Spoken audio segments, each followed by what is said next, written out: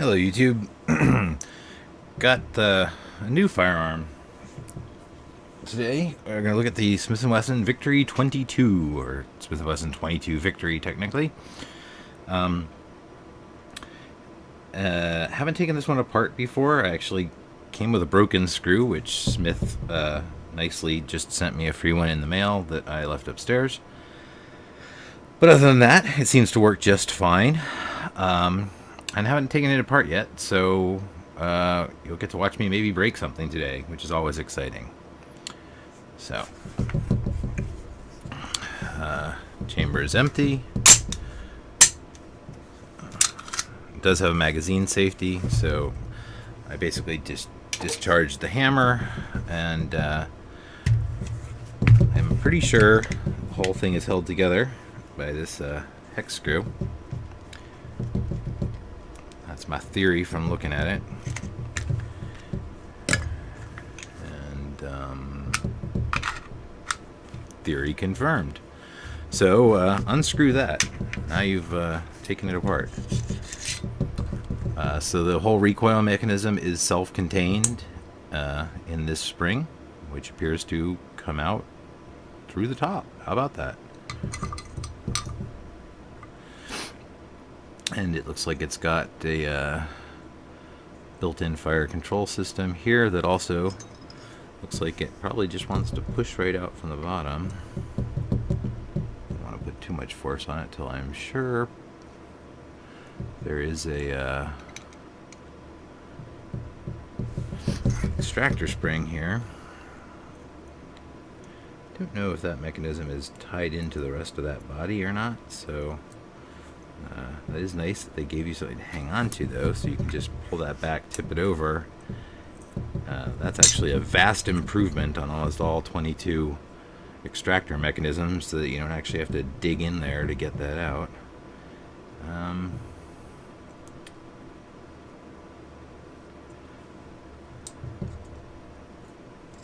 Yeah, that does just push out. So there you go. That's the firing pin and firing pin spring, all in this little tiny plastic mechanism, and held together with this itty bitty roll pin. Go ahead and slide that bad boy out, at which point the whole rest of this could slide out, so you have a very light firing pin, and oops, and this little spring and detent to have a little firing pin return spring going on there. And that's it. That's the entire slide mechanism. So, well, it's pretty darn simple. Recoil rod and spring. Let's go ahead and stick this guy back in. Just a little plastic cap on the spring. And firing pin just slips in under there. Only goes in one way, makes it kind of easy. Pin is really not under any serious tension there. It just kind of sits in place, and the whole thing looks like it just drops down in there. And again, our extractor slides in with the little knobby side up, where we can grab it with our thumbnail. Good time to have a thumbnail. And if that's held down all the way, I'm thinking extractor should, oops, it's a little hard to hold that down just with the thumbnail. Oh, there it goes. Ta-da! We have an extractor and some cat hair. And this recoil spring just sat in there, and when I compress the spring, it's gonna, the end of the recoil rod will eventually poke out the far side and sit in that hole. So all we have to do is keep our spring from getting mangled as we push it through and get it started. And once it's lined up, if I line it up correctly. I think I got my spring a little bit in the way there. There we go. Once it's lined up there, it just kind of sits in its little pocket. That was almost too easy. Let's see what else we can take apart here. Looks like the sight can come off. Nice adjustable sight. It does come with these nice fiber optic sights. And a threaded barrel. I assume that that's optional. A little rubber O-ring in there. Thread protector.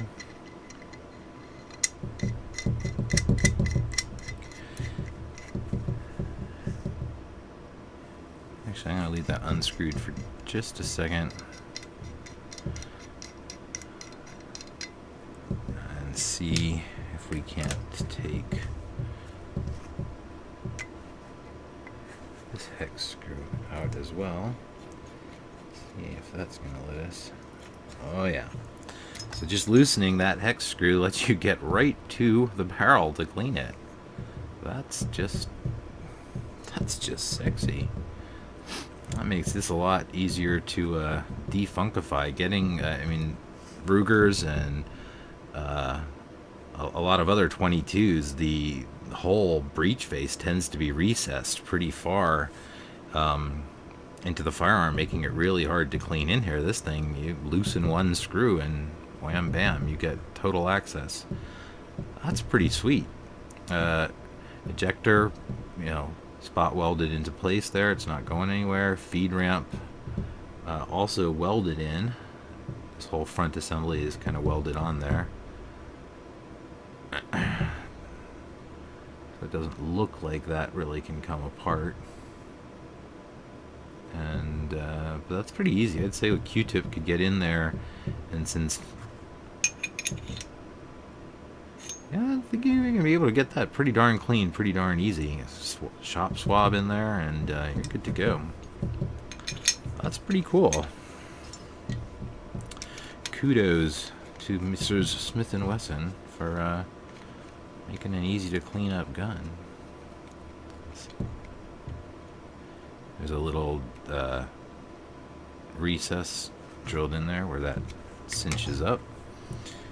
I guess we didn't actually look like the barrel is particularly replaceable, so I'm not going to worry about that. Actually, yes, this looks like it. If you had the tool with 3 prongs there, you could unscrew this, and it probably is a technically replaceable barrel. I'm not sure why you would need to do that.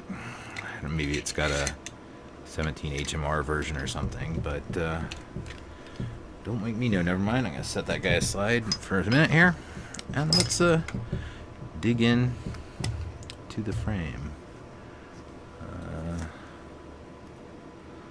See if I have a small side socket to get in there. Dope, that one's too big.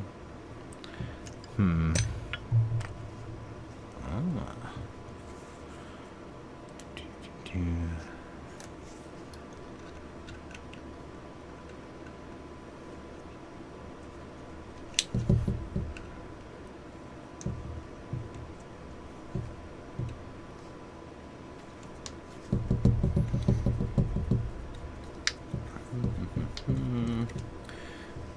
American made gun, so no metric wrenches here. 3/32 for the grips.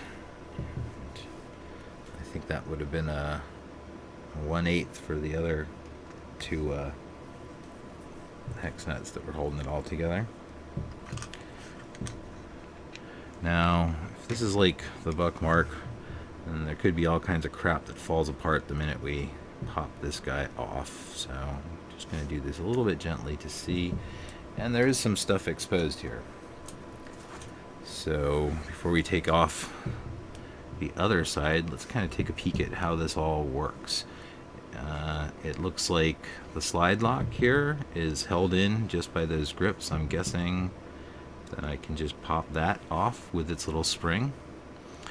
And yep, sure enough, that spring just sat in that hole. So putting it back together is just going to be a matter of theoretically, lining that spring up with its hole first, and then lifting it back into place, and that's the whole thing. So, and it looks like they've put a bend in it there so that it kind of holds on to the part. I suppose you could separate these if you needed to, but looks like they designed it to hold on to its spring so you don't lose it, which is far better to not lose it than it is to worry about getting it ultra clean, because it's not going to get that funky. Now the safety back here, probably not going to engage while the hammer's not cocked, so cock our hammer, and oh, there's our safety in action. So safety lever looks like it goes around the back of the hammer, and it's this piece over on the side here. So as I manipulate the safety, that's going up and down, and that leg is definitely hitting and holding the trigger bar down at a certain height. Let's see. It does have a magazine safety, so I'm going to put the magazine safety in just to disable that, to see. That would technically allow the trigger to go higher. Let's see. Yes, when we take that safety off, the trigger bar is able to rise up. So it needs to be in the upward position to actually engage the hammer. And so what the safety is doing is it's essentially acting as a disconnect, and it's presumably it might also be another block in there, but the one we can see, it's a disconnecting safety. So when the safety is up, the trigger bar is held down, and that's the disconnected position. This is actually also the disconnector, so that after the gun fires, in order for it to catch again, that has to get pushed, and then it can catch. So that's pretty cool.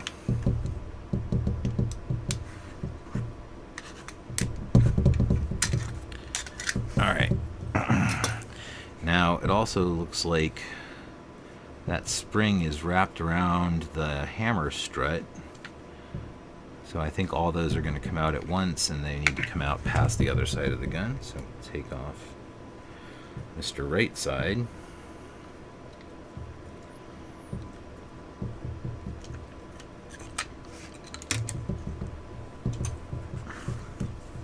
And there's that big honkin' magazine safety. This is a design element that's always, to be honest, bugged me a little bit.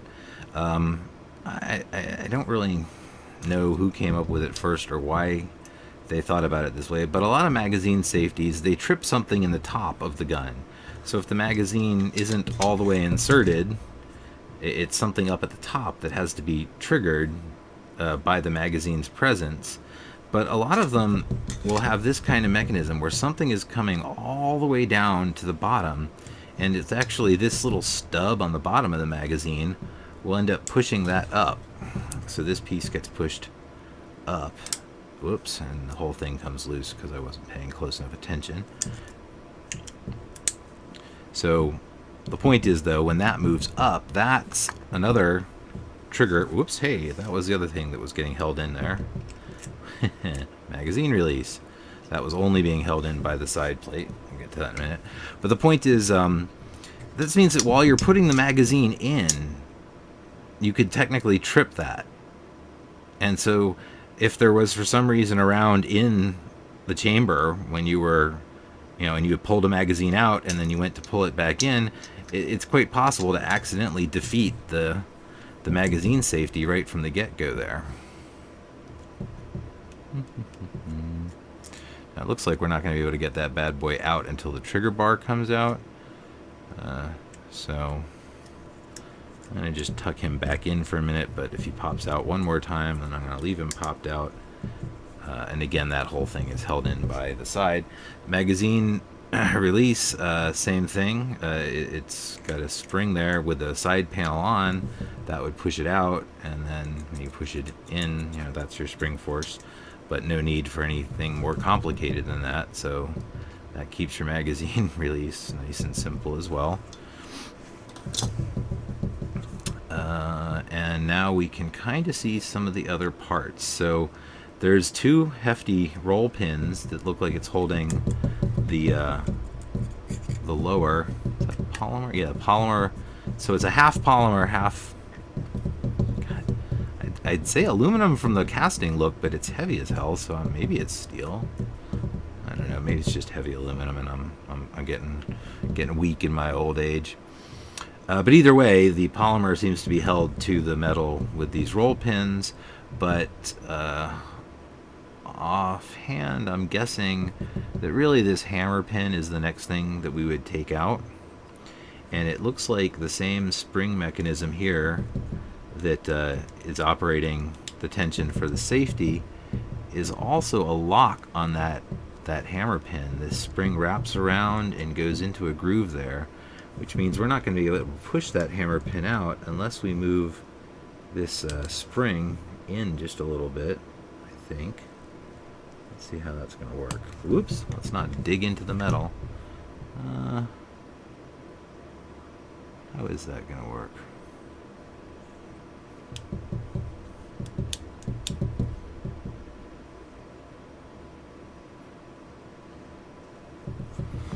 Let's get something a little bit thinner and pointier. This is not the knife blade, this is the nail file. Yeah, I think that's it.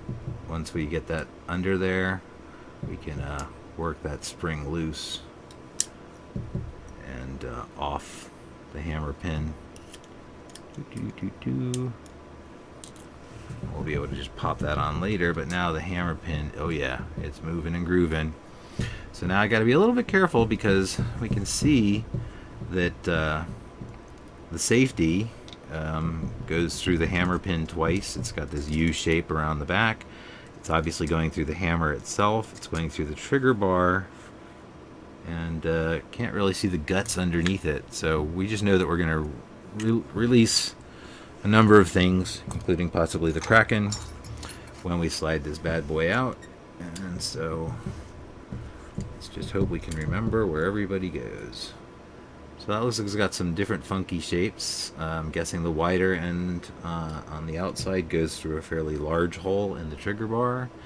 Then the medium is just the hole for the actual hammer to rotate around. And there's our hammer and hammer strut. Got some cutouts in the hammer there, which are possibly safety related. I'm gonna have to look at those to see if there's something that's trying to keep it from firing out of battery there. That's usually what a funky shaped head hammer is. And then there's the full cock and half cock safety notch. Looking at our safety itself, I really wanted to try and get a sense of whether the safety actually interfered with the sear or not, and it looks like it might. I'm going to put that pin back in without the hammer, and I'm going to have to move some things around to pull that off, including the sear itself.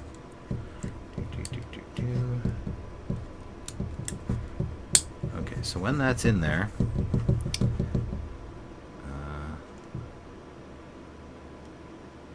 the safety is down, safety is up. Yeah, it looks like the safety does actually, yeah, there we go. The other arm of the safety that I couldn't see before. So safety's got two functions, that's why it's got that shape. On the right side of the gun, this piece is coming down onto the trigger bar, holding it in the disconnected position. On the left side of the gun, this hook here is hooking over the end of the sear, preventing the sear from moving. So this is both a sear blocking and a disconnecting safety. That's pretty cool. Two birds with one stone. And, well, that's funky. It looks like our sear is actually retaining the trigger bar from flopping right out of the gun right now. So if I want to get the trigger bar out, it looks like I've got to guide the sear into that downward position first. And it also looks like I'm going to have to defeat the magazine safety, which we were talking about earlier. So go ahead and basically poke this guy out far enough for his spring to come out, and then the whole thing kind of can move into this looser position. So now it should give me a little more space. Shouldn't be holding the trigger bar down, and my guess is now the trigger bar popped further up. There it goes. So now our trigger bar is ready to rock and roll, and we can actually kind of bend it in just enough to slide that out of the way. And now our trigger, I'm guessing, yeah, the trigger pin looks like it's pretty floppy too, so without that pressure on it, it looks like the trigger pin can come out. Something else is retaining the trigger pin. My guess is that spring, the trigger spring itself, probably has a groove in this trigger pin. Yeah. So when I popped that out, what I felt was those two grooves. One of those is going to have that leg of the trigger spring going through it. I'll take a quick peek at that. There's the leg of the spring going through there. So that locks into a groove. They put two grooves in the pin so that there's no left or right. You can put it back in, and that groove is actually a little off center. So, or excuse me, the pin, the leg of the spring is a little off center, so it doesn't matter whether you put that pin in from the left or the right, it'll center on one groove or the other. So looking at the trigger bar and its wacky shape, we know that this little ledge is what the safety pushed down on. The bump at the top is standard disconnector. That's going to have the slide bump it down. And then somewhere in this rear mechanism, one of those ledges, it only operates in the upmost position. So my guess is that this little ledge right here is what's going to grab the sear and pull it forward off the hammer once we get down in there. And it looks like the sear pin is actually below the level, so we'd have to get these roll pins out to even get to the sear pin. Okay. So mechanically, is there anything else interesting about this? I don't think so. That's not even a pin. That's just the leg of the trigger. And is that? There's a long and a short leg there, so there's a wrong way to put that back together if you're not careful. My guess is it would probably look pretty funky and not line up right if you did it wrong. Whoops. Yeah, I mean, the springs are going the wrong way. It would look wrong if you did it wrong, which is nice. So there's only one way to go in it, so that hook is pointing up to catch the little shelf there on the springy dingy. So let's see if I've got an appropriate roll pin punch to go medieval on this thing. This might be a little too wide.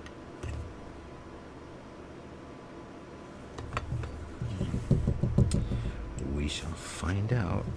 Might need a smaller roll pin punch.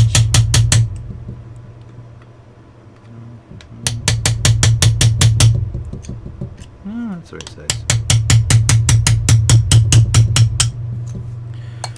Alright, so this was the rear pin based on. Now that was also.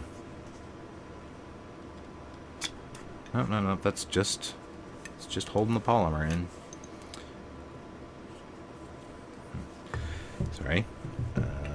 Take the other one out.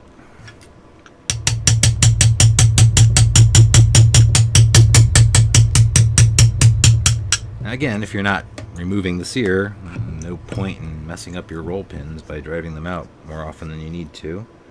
They should be identical because they're going through the same width here. Go ahead and set them aside and slide my roll pin out. And, oh yeah, there's some spring tension in there. Something is pushing down. Oh, the hammer! The hammer strut. Where the hell is it? Oh, there we go. Buried way down in back where we can't see. Should have realized I was missing a part there. That's what's happening inside the body of the of this plastic bit is, ta-da, our hammer spring, providing our hammer force. Now it looks like, I said this is polymer, but there's obviously a steel cage insert. So while the magazine sits inside the polymer, it looks like they've reinforced the entire back around the hammer with steel, so that hammer is presumably bottoming out on that steel plate that looks like it goes in a U shape all the way down in there. And it looks like they even extended that over to that screw, which means that screw is also going through metal, not just through polymer. So that whole thing gives you not only a significant amount of reinforcement for the bottom, but a metal hole to thread your screw into. So all that's left in here is our now accessible sear pin and the sear itself. And it looks like when the sear has got all that room that we just gave it, that there's almost no tension left on this pin. Yeah, it's going to slide right out for the looks of it, which means we might even be able to get it back together without hammering on it too long. Looks like this pin has slightly beveled ends to make it easy to go back in and out. Ta-da! There's our sear. So yeah, when that's sitting in there, this spring wants to push it.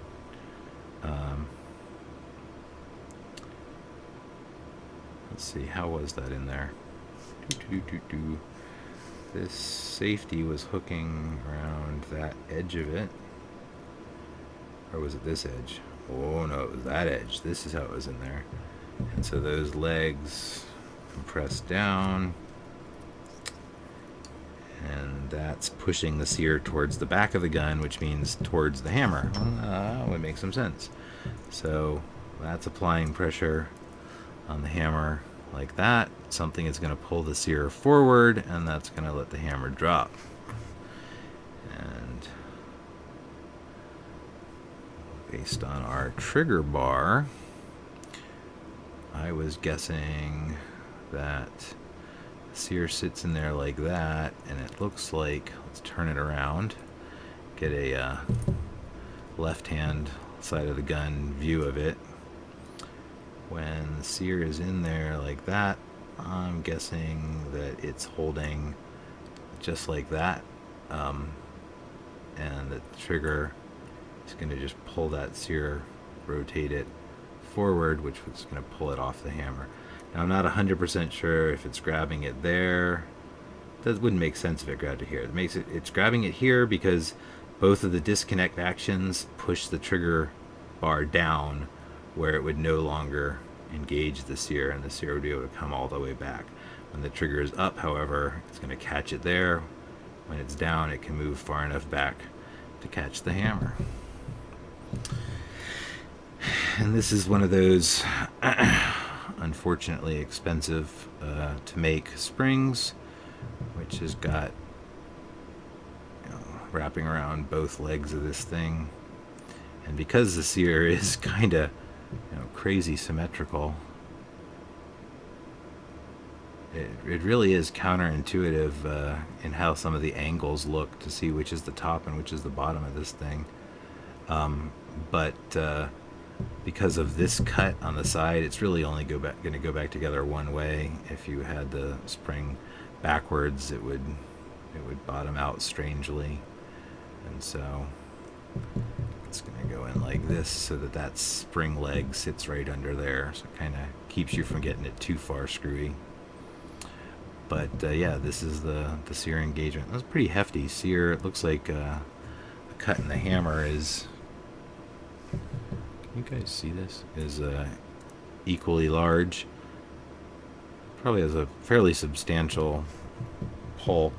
but we'll see. We'll put it back together and play with it. Alright, so getting my sear back in there seems to involve just dropping it down, and practically lines itself up with the hole. Yeah, it's going to line up pretty easy. So, put our pin in.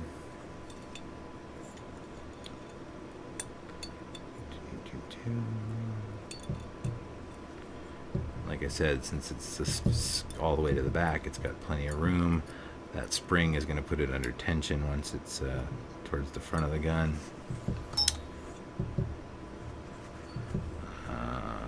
What did we do next? We put the body back on. And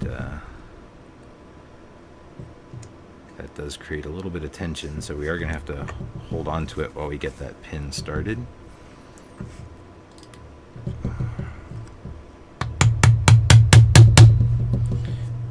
Where's my roll pin punch?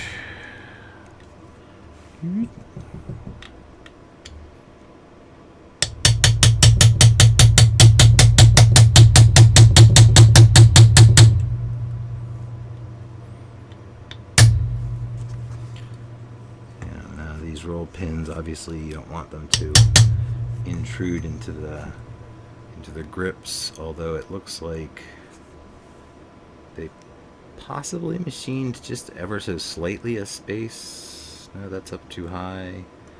Where is that going to sit on the grip? So the grip is here. That hole is right about there. No, there's really no room for this, so make sure these roll pins are well centered when you put it back together, or you're going to run into some issues.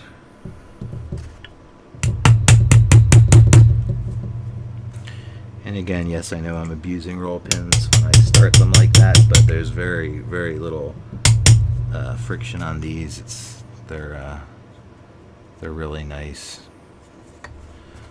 Just gonna give that one tap, and now call it a day.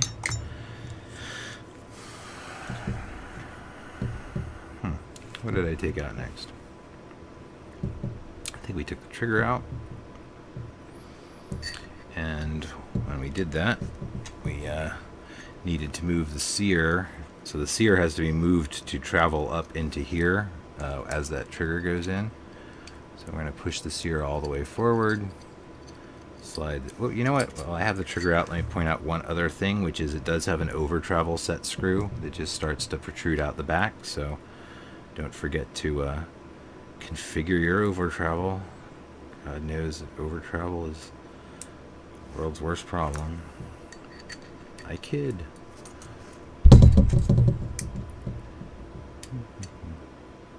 Oh, and you know what else we did? Like a genius.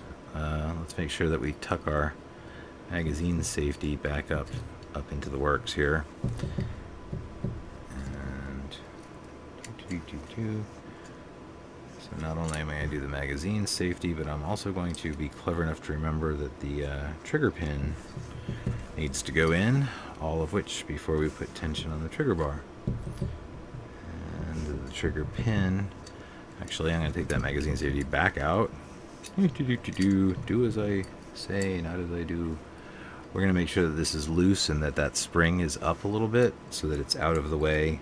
Since we know that the leg of the spring locks this pin in, once we get the pin started, actually we're going to be smart and start it from the other side of the gun so that we don't have to go past one of the grooves.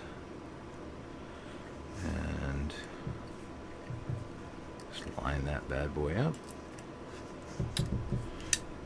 Now I can feel it bumping in, and I'm going to lift that up so that it comes off, and now that it's back down, this will just go click when it's lined up with the groove.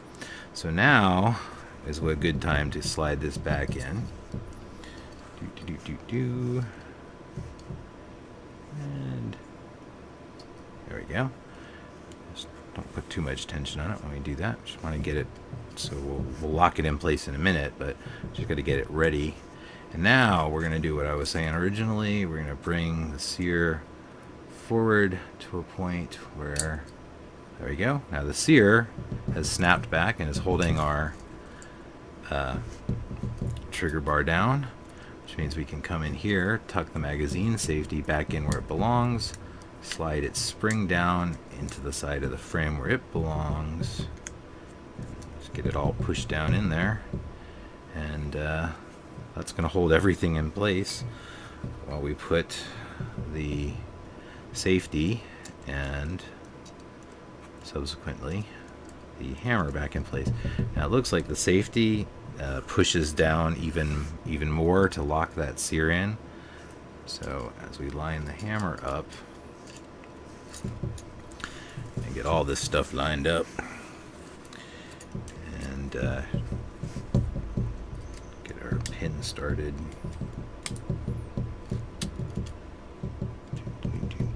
You know, I feel like my hammer strut is not actually engaging in my spring down there because I'm getting an awful lot of tension.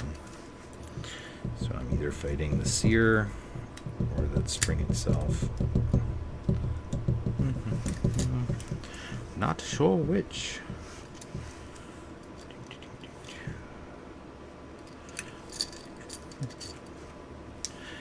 You know, I think I'm going to be smart and I'm going to actually use the safety, if I can, to hold the sear forward first. See if I can't keep a finger on that. I get the hammer in there.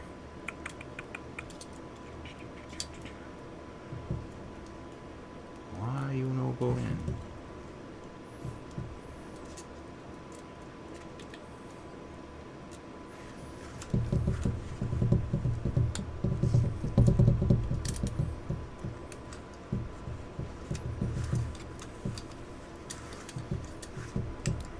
Now the hammer is going to tip forward for me.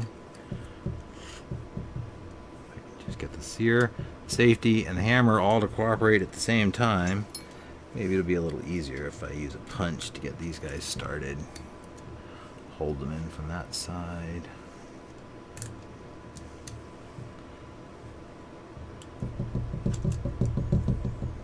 Oh yeah, that's the money shot. So the hammer wants to be in exactly the right position there where there's really no tension on the leg, so that's really what I was fighting against. I was kind of pushing the hammer in a cocked position. You really want to get it in its full forward position because there's no actual hammer tension on it in that point. And what locked that pin in was the crazy spring, and so we're just going to put that back in the same way we got it off, which is to say to get it around the pin first, and once it's around the pin it'll tuck in and start to retain it, and then that, oops, that didn't work at all.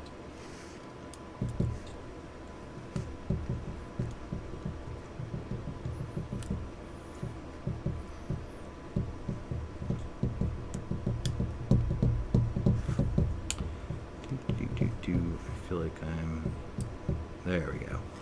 Now I've got it tucked in under that pin, which means now this leg should cooperate a little bit more. Ta-da! Alright, so just validating that function, I'm going to cock it and verify that I have spring tension on my safety and that my safety works even if I manually trip the magazine safety. I'm still good. Take that off. Magazine safety, the only thing holding it up. Activate the magazine safety. Ta-da! Outstanding.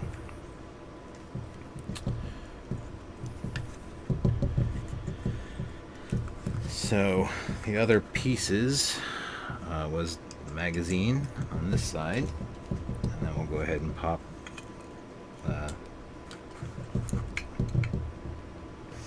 the left side plate on.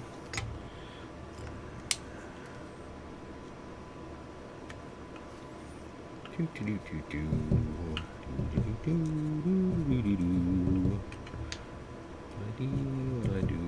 I weren't so lazy, I'd go upstairs and get the other screw, but no, I'm feeling lazy. So before we do this side again, just remembering the same way we got it off, and get it back on. So we're gonna line that little spring up the side of the frame, pop it in there, ta-da. And then this plate goes back on, tucks up under the safety, and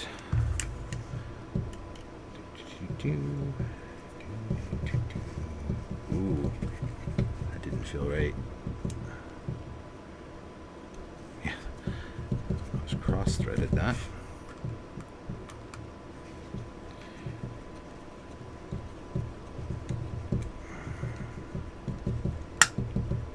Oops. So, we have grips, we have our lower receiver back together. Go ahead and cock the hammer to put it back together, because it looks like I would have to fight it otherwise. And I'm looking to see if that hammer shape is really meaningful. What's going on? Why did they put it there? And it looks like that actual groove in the top there is because there's no room for the spring in the recoil spring, so that's actually just to make space for the recoil spring. That other cut in the side,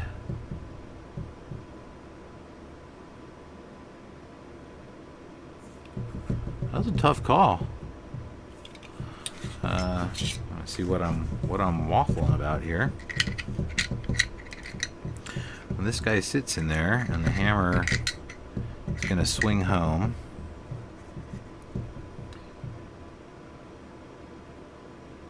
I honestly can't quite make out why they would have recessed this particular edge here.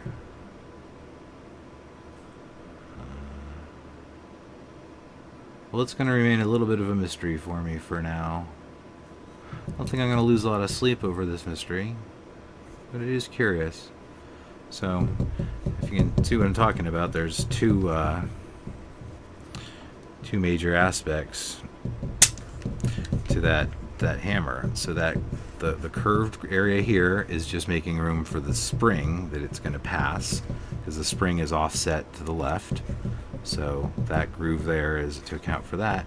But then this other cutout on the face, I don't know. I don't see anything that would really block that. And maybe they were going to add an additional safety mechanism. It doesn't look like it would have any effect on preventing it from firing out of battery or anything like that. So I will admit, I don't know everything. So sometimes there's a feature of a gun that I don't always figure out the first, second, third, fourth time around. Probably does something or they wouldn't have put it there. But who knows? So putting it back together, just again sits in there. Set the back on first, and then you just have to, you're really just pushing against a very small amount of spring tension before it pops into place. Once it's in there, oops, I would use the wrong sized tool. Where's the little one go?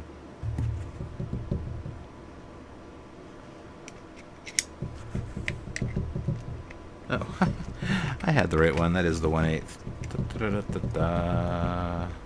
Snug that up. Magazine safety doing its thing. I can defeat it, like I said, from the bottom, which bothers me. It doesn't bother me a whole lot, but let's put a magazine in. Magazine safety. I've held it the whole time. Now we're going to make sure that disconnect works. So we should hear it snap back over the sear as I release the trigger. Click, there it goes. Pull the trigger again. And so, as I mentioned, that sear was kind of substantial. So you have a very, very light take up, but then a very substantial break. and it's fairly long because that the sear hammer engagement area was big. It's not heavy. It's a very light sear spring, but it's long, which is kind of spongy. So it starts there, and yeah, that's a lot of trigger pull for a target pistol. I mean, I could clean that up pretty easily, but I'm kind of surprised. It still has a nice feel because it's so light. So I don't think that's going to throw you off your game much, but most target shooters I know prefer a much lighter pull, or a much more sensitive one with a crisper break. And so I'd say if you get one of these, you might need to be looking into a good trigger job or some competition trigger, replacement trigger. Probably make you happier if you're a target shooter, but mechanically the rest of the gun's pretty darn sound. I not to criticize Smith, but there's some things that are really nice about it. This finish is great. This casting job makes it seem pretty much invulnerable. Definitely has the weight you need for a good target pistol. Nice big fiber optic sights out of the box. Adjustable. Not adjustable for. No, I'm sorry. Take that back. Adjustable for both elevation and windage. So that's great. I do believe that you can replace the entire top rail with an optics mount if you're into that.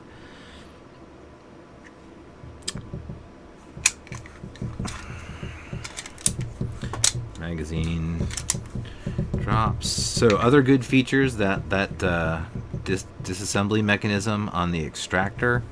That's a godsend for anyone who likes to keep their extractor clean. They're not going to have to go in there over and over and over again.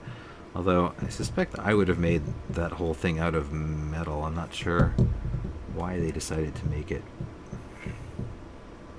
Or maybe that was metal. Anyway, the point is you can get a hold of it with a fingernail or a punch much more easily than in any other 22 pistol I've seen. That separation of the front of the barrel from the slide housing, that's great too. It's going to be easy to maintain. I think this is a gun that's going to last freaking forever.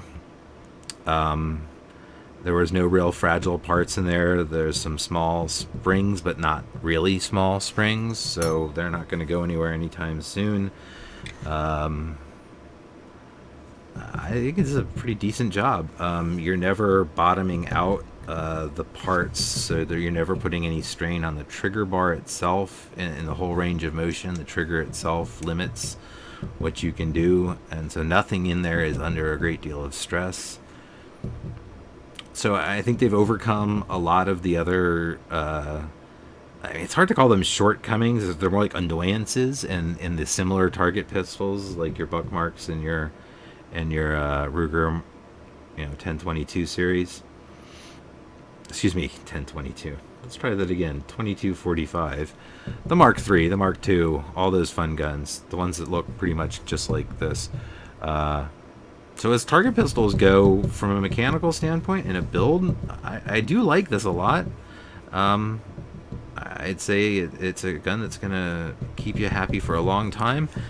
And again, I think that they'll it's not going to be too hard to clean up that trigger pull for me. And I'd say that I would be shocked if there weren't aftermarket trigger kits coming out, before a year from now is up. It's a fairly new gun. I don't think it's more than a year old. And that's about it. Hope you enjoyed. That's it. Have fun. Stay safe.